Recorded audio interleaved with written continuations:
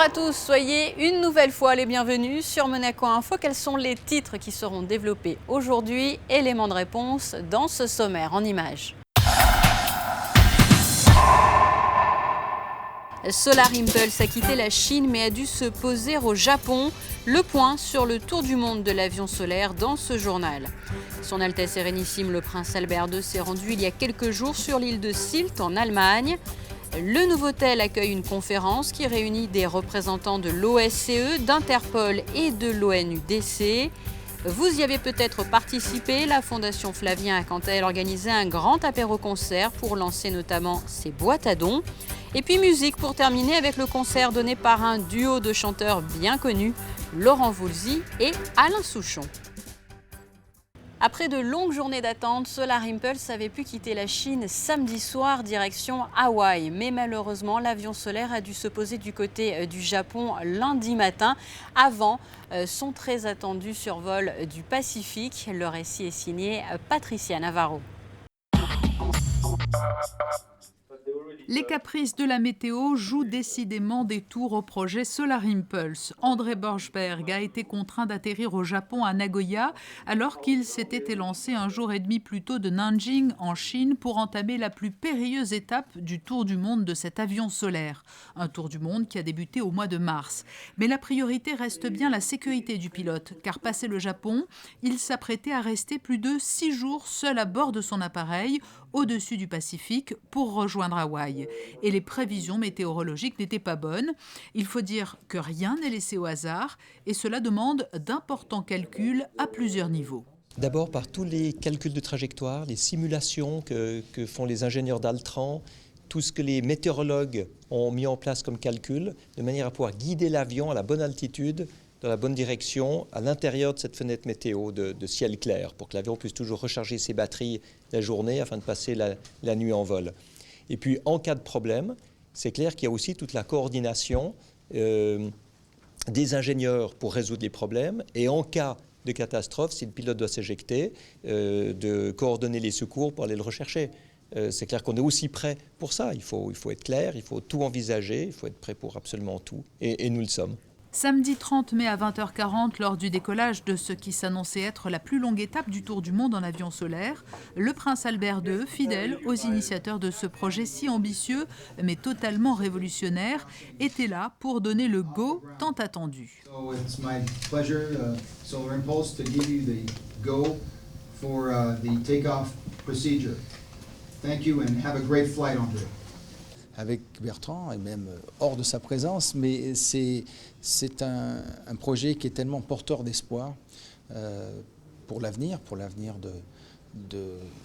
non seulement de la possibilité d'avoir non seulement des avions qui puissent fonctionner à l'énergie solaire, mais aussi pour toutes les formes d'énergie renouvelable et qu'elles doivent faire partie de notre transition énergétique et de nos énergies de demain. C'est important pour nous, c'est encore plus important pour les générations à venir et je crois qu'il faut vraiment accompagner cette évolution et ce projet est là comme symbole de ce formidable espoir que sont les énergies renouvelables. Solar Impulse, dont les ailes sont tapissées de plus de 17 000 cellules photovoltaïques, est parti le 9 mars d'Abu Dhabi pour ce tour du monde, est destiné à promouvoir l'usage des énergies renouvelables.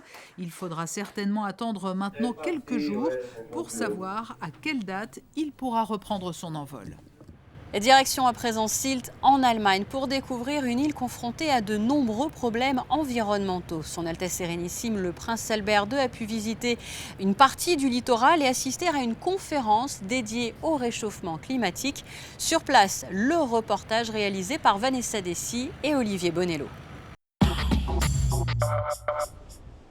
Elle accueille chaque année une population touristique très aisée, mais elle reste une destination assez méconnue du grand public. L'île de Sylt est la plus grande des îles allemandes de la mer du Nord. Elle est constituée d'environ 40 km de plages de sable fin. Malgré une beauté à couper le souffle, les dunes sont aujourd'hui un véritable ancrage entre la mer et la terre. Rattaché à la terre ferme depuis les années 20, le paysage a beaucoup évolué. Des changements dus d'abord à un phénomène naturel, l'érosion du littoral. Depuis 400 ans, l'île est séparée en deux. Entre 1970 et 1980, la mer avançait considérablement dans les terres, à cause surtout du sable. Vous pouvez justement constater que les plus anciennes maisons sont construites vers l'est de l'île, car il y a un peu plus de végétation. À la fin des années 80, nous avons réussi à ralentir le phénomène en construisant tout d'abord des protections en pierre et en métal. Mais cela a créé d'autres problèmes, car le mouvement de l'eau n'était plus naturel. Aujourd'hui, nous avons réalisé des sortes de pontons en bois qui semblent atténuer la force de l'eau vers les terres. L'enregistrement réalisé en continu depuis la dernière décennie sur l'ensemble des océans montre une augmentation régulière du niveau des mers. L'origine est attribuée au réchauffement climatique global, une situation très préoccupante surtout pour les territoires insulaires actuellement en quête de solutions. Nous assistons à un changement climatique dans le monde entier et il est vraiment important de faire quelque chose. Ici à Sylt, c'est tout simplement le reflet de la planète. Nous devons changer nos comportements dans la vie de tous les jours. Nous devons travailler ensemble en faveur de l'environnement, en polluant le moins possible la nature, en la nettoyant et surtout, il faut miser sur les nouvelles énergies. Nous pouvons voir ici en Allemagne l'installation de nombreuses éoliennes dans le pays. L'énergie solaire, voici une des solutions très importantes pour l'avenir de la planète et bien sûr de cette île. Depuis 2009, la branche allemande de la Fondation Prince Albert II est très active. Ce déplacement sur l'île de Sylt est l'occasion de rappeler les importantes missions de l'entité. La branche allemande de la Fondation est en sorte de tête de pont pour la FPA2 et nous avons une interaction assez active.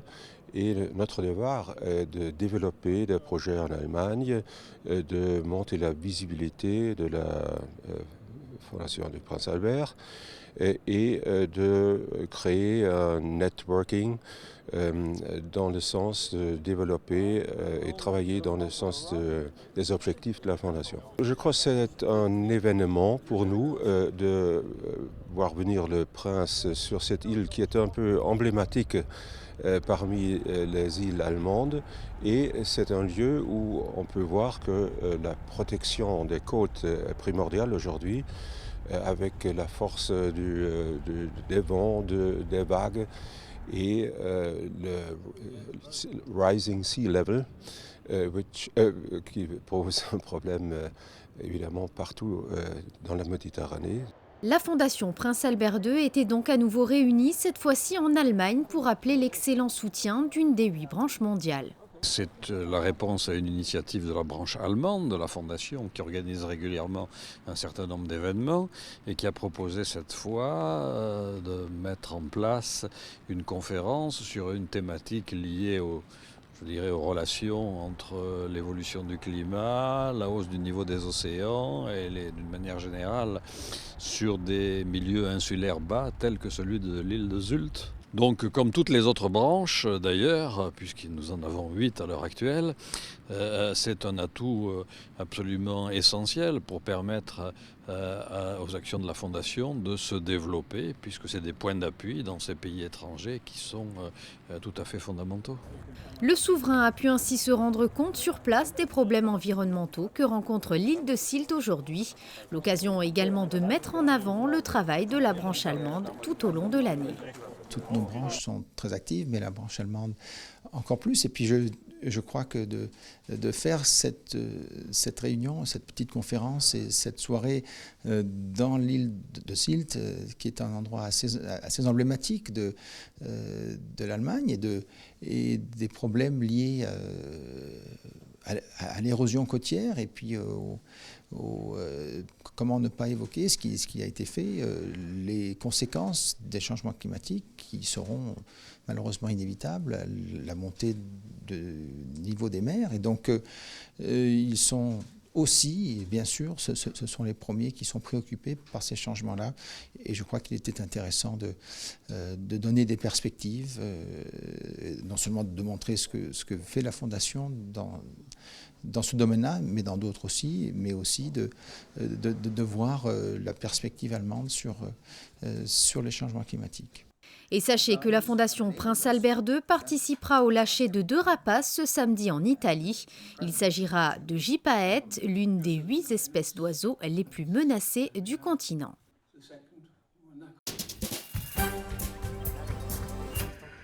Dans le reste de l'actualité, de l'Allemagne à la Russie, où vous le découvrez sur ces images, son Excellence, Madame Mireille Petiti, a remis ses lettres de créance au président de la Fédération de Russie, Vladimir Poutine. Cette cérémonie s'est déroulée au Grand Palais du Kremlin. Son Excellence Mireille Petiti, qui avait été nommée par ordonnance souveraine du 5 mai dernier, ambassadeur extraordinaire et plénipotentiaire de la Principauté de Monaco auprès de la Fédération de Russie, donc. De retour en Principauté où le Novotel accueille une conférence conjointe de l'OSCE, d'Interpol et de l'ONU-DC. Lundi matin, Alexandra Pani a suivi l'ouverture de ce rendez-vous en présence notamment du conseiller de gouvernement pour les relations extérieures et la coopération, Gilles Tonelli. Voyez son reportage. Lutter contre les menaces transnationales émergentes en Méditerranée, voici l'enjeu de cette conférence qui se déroule sur 2 jours en Principauté. À l'initiative de cet événement, 3 institutions internationales, l'Organisation pour la sécurité et la coopération en Europe, Interpol et l'Office des Nations Unies contre la drogue et le crime. L'objectif est de développer la coopération entre les pays membres de l'OSCE et ceux de la rive sud de la Méditerranée en matière d'immigration, de terrorisme ou encore dans la prévention du trafic illicite d'armes. La crise est grave, ça touche l'intérêt de tous les Européens, pas seulement des pays du Sud. Donc il faut trouver les moyens, il faut utiliser tous les outils civils, militaire, développemental, mais il faut le faire en coordination avec les pays d'origine, les migrants, et les pays de transit. Donc c'est très encourageant que beaucoup de pays d'Afrique du Nord sont présents ici à Monaco. Cette conférence permet à la Principauté de poursuivre son implication en faveur du positionnement méditerranéen de l'OSCE et plus largement d'étoffer son rôle sur la scène internationale. On est vraiment dans le rôle que peut jouer Monaco dans ce type de thématique internationale. On n'est pas là pour faire la une des journaux, on est là pour essayer de faciliter les accords, de faciliter les rapprochements, de faire en sorte qu'il y ait des discussions entre les 2 rives de la Méditerranée et qu'on puisse donc progresser dans les solutions à trouver pour éviter ces horribles situations qu'on a connues de naufrage de bateaux comme récemment. Ce n'est pas quelque chose de facile, d'où l'intérêt de pouvoir échanger des informations, c'est l'objet de ces réunions pendant 2 jours, pour pouvoir faciliter les échanges et faire en sorte de mieux se comprendre et mieux se parler. Mais le problème est non seulement entre la rive sud et la rive nord, mais aussi entre les pays de la rive sud qui ne s'entendent pas véritablement. Plusieurs pistes seront évoquées tout au long de cette conférence, notamment l'aide au développement pour les pays africains qui permettra de travailler sur les causes de l'immigration. L'Union européenne a d'ores et déjà entamé une opération navale militaire en Méditerranée afin de lutter contre le phénomène des passeurs. Je vous propose à présent de prendre la direction de la place d'Armes où un bel événement a été organisé. Événement pour la bonne cause, au profit de la recherche grâce à la Fondation Flavien. Nous étions sur place. Vous les avez peut-être déjà aperçus et même peut-être déjà remplis. Les boîtes à dons de la Fondation Flavien ont été présentées dans le cadre de ce grand apéro-concert, des petites boîtes pour une grande cause, déployées un peu partout en Principauté. Ces petites boîtes à dons là, c'est grâce au dessinateur de Boule à Zéro. Il nous a dessiné les bulles et surtout une petite enfant qui faisait la trottinette. Et il nous a donné le droit d'utiliser comme on voulait. Et grâce à la famille Crovetto qui ont ouvert Imagine un peu au-dessus, ils m'ont donné l'idée de faire une boîte à dons pour augmenter, l'effet de donation à travers ce qu'on faisait comme événement. Comme là aujourd'hui, c'est un apéro-concert pour le lancement de ces petites boîtes à dons. Mais ces boîtes à dons, tout ce qu'on va récolter, donc ça va à la recherche. Et on va annoncer une très très bonne nouvelle, c'est que la Fondation peut dire qu'elle a son laboratoire, déjà maintenant. En moins d'1 an, on va tisser un partenariat avec le Centre scientifique de Monaco. Comme l'a fait un modèle pour moi la famille Petavino, nous on va le faire du côté cancer. Projets de recherche et matériel, vos dons permettront donc de faire avancer les choses pour améliorer la vie des enfants atteints par le cancer. Un argument qui devrait à lui seul suffire à vous convaincre de donner. C'est vraiment l'engagement de la Fondation, puisqu'on est une fondation vraiment, j'ai envie de vous dire, qui s'est créée toute pièce autour de Denis Macario et de son fils, Fabien. Je crois que c'est une fondation qui justement a décidé de complètement réinvestir les fonds. On n'a pas du tout de finances avec les dons que l'on a, que des projets qui sont autour de ces 3 missions. Donc c'est vrai qu'on a besoin de se mobiliser pour trouver de l'argent, entre autres là pour un microscope, puisqu'il ne manque plus que ce matériel-là pour permettre aux enfants d'être opérés en fait à Lamballe et donc au sein d'un hôpital pédiatrique. La Fondation Flavien qui peut d'ailleurs compter notamment sur le soutien du gouvernement princier. Le gouvernement a débloqué une somme de 50 000 € pour aider la Fondation à financer un projet de recherche qui est en train donc de se développer avec le centre scientifique de Monaco. Et puis nous tenions beaucoup pour faciliter la vie des familles concernées et des enfants atteints par ce terrible fléau qu'est le cancer. Donc nous tenions à leur faciliter la vie. Alors bien sûr, pour les soins lourds, les soins complexes, il faut aller dans des centres spécialisés qui se trouvent à Nice, à l'hôpital Larcher, à l'hôpital Lanval. Mais il y a un certain nombre de soins de proximité que nous pouvons assumer désormais. Nous avons mis en place donc, le protocole entre l'hôpital de Monaco et les hôpitaux niçois. Donc nous pouvons accueillir pour des soins de proximité, comme hôpital relais, toutes ces familles avec leurs enfants. Et je sais que ça leur soulage énormément la vie, parce que ça leur fait gagner beaucoup de temps entre leur domicile et notre hôpital de proximité, au lieu de se déplacer comme ils le faisaient avant, trop souvent sur Nice. Le lancement de ces boîtes s'est fait dans une ambiance chaleureuse et musicale, grâce notamment aux artistes présents, Barbara Moriani, Alter Ego, Dulumba et Olivia Dorato.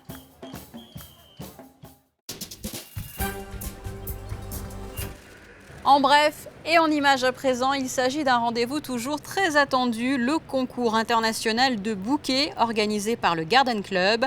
Cette année, le thème choisi était la Russie. De très belles compositions florales ont été élaborées. Vous le voyez, des compositions qui ont été présentées à Son Altesse Royale, la princesse Caroline de Hanovre, présidente du Garden Club, et à Son Altesse Sérénissime, le prince Albert II.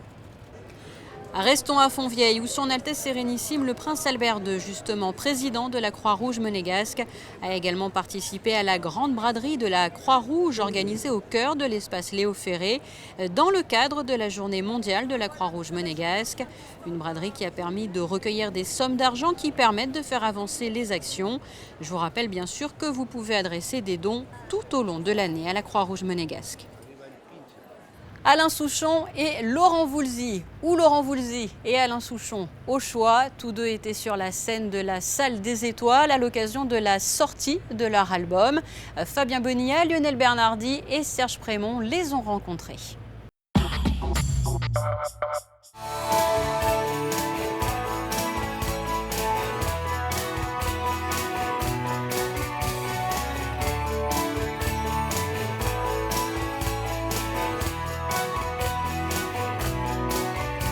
J'ai 10 ans, Allô maman bébé, Le cœur grenadine, Foule sentimentale ou encore Belle île en mer, tous ces tubes ont été interprétés samedi dans la Salle des Étoiles par ces deux grandes figures de la chanson française. Une tournée à l'occasion de leur album qui s'intitule Alain Souchon et Laurent Voulzy. Tout simplement, après 40 ans de collaboration, c'est le premier véritable album en commun. C'est-à-dire que c'était pas du tout prévu qu'on chante ensemble. On chantait chacun de notre coin, puis ça nous allait comme ça. Puis un jour, on s'est dit, tiens, ce serait marrant parce que dans la vie, on aime bien chanter à deux voix comme ça pour s'amuser. Et puis un jour, on a dit, tiens, si on faisait un disque ensemble pour faire une tournée ensemble, chanter ensemble, comme on aime bien. Mais au départ, c'était pas du tout ça qui était prévu. C'était, enfin, instinctivement, il chante ses chansons, moi les miennes. Elles sont très différentes, nos chansons. D'ailleurs, il y a 30 ans ou 20 ans, personne ne nous a jamais posé la question. C'est bizarre, vous ne faites pas de disque ensemble. Personne ne la pose, la question. C'est depuis que la rumeur, depuis 10 ans, on dit qu'on va peut-être faire une tournée ensemble et un disque, on commence à nous poser la question. Un premier album ensemble et pourtant, ces deux artistes sont souvent indissociables aux yeux et aux oreilles de leurs fans. C'est-à-dire que les gens, ils adorent voir Laurent. Dès qu'il arrive, tout le monde hurle, donc moi je suis. Et c'est bien. C'est agréable. J'y crois pas une seconde. Mais si. Non, mais enfin, je sais pas, ça se passe comme les... Il y a quelque chose d'un peu plus chaleureux parce qu'il y a notre histoire d'amitié en plus. Du fait qu'on chante des chansons comme on a l'habitude de le faire chacun dans notre coin.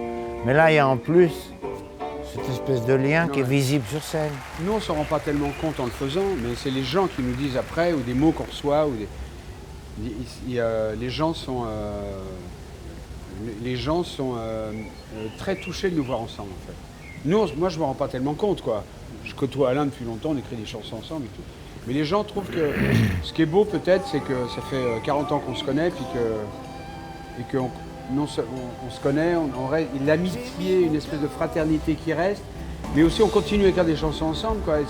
Donc tout ça, les gens, ils se disent, c'est quand même bien, ça, si ça nous arrivait aussi, quoi. Sûrement, il ne m'a pas piqué ma femme, il ne m'a pas volé d'argent et tout, donc jusqu'ici, tout se passe bien. Ça fait 40 ans que ça va. Et voici, mesdames et messieurs, en guitare héros, Laurent Voulzy avec une Rickenbacker. Après Monaco, la balade de Jim, d'Alain Souchon et de Laurent Voulzy se poursuit. Le Chœur Grenadine à coup de Rock Collection, avec une tournée tout cet été devant une foule sentimentale dans la direction du vent qui va, là où le soleil donne. Certes, ils n'ont plus 10 ans, mais toujours contents. C'est déjà ça, et c'est loin d'être bidon. Je faisais le Frenchman, super le vert. Je me teignais les cheveux, les sourcils, pour être plus brun, pour faire viril. Carrément débile, je trouve pas mon style. Carrément débile, je trouve pas mon style. Et vous pourrez découvrir très prochainement un nouveau numéro de votre émission Regard Extérieur avec ces deux artistes. Voilà pour les faits d'actualité. Passons à présent aux effets du ciel pour les jours à venir. Mardi, soleil à peine gêné par quelques nuages, pas de pluie, un temps calme et une légère brise de mer comptée jusqu'à 23 degrés au meilleur de la journée. Mercredi, un ciel bleu, de rares nuages et un temps assez calme, des températures de début d'été. Jeudi, belle journée en avance sur le calendrier, poursuite de la hausse des températures. Et vendredi, un temps sec et beau, quelques nuages matinaux, températures comprises entre 20 et 24 degrés. Ce journal touche à sa fin. Un grand merci à vous pour l'avoir suivi. Je vous laisse à présent avec la suite de votre programme sur Monaco Info. N'oubliez pas, l'actualité, c'est aussi sur le www.monacochanel.mc. À très bientôt.